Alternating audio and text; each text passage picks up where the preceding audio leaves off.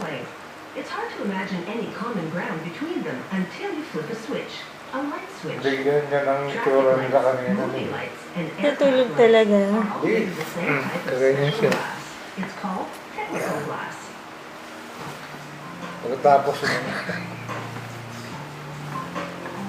Borosilicate glass has a low thermal expansion and is very durable. It's used in high temperature applications and when abrasion resistance is important. It begins with a mix of silica sand and chemicals called batch.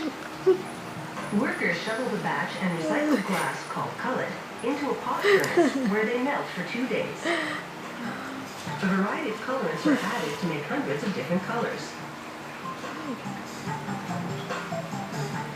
Next, it's on to the molding process. Workers heat a ring and transfer it to the top of a mold. Then they twist and turn a stick called a punty to gather some melted glass and carefully string it in the mold. A plunger squeezes the molten gob into shape. The glass solidifies in seconds. This glass lens is used as a landing light cover on an aircraft. They extract it from the mold for quick inspection, any imperfections, and it gets recycled.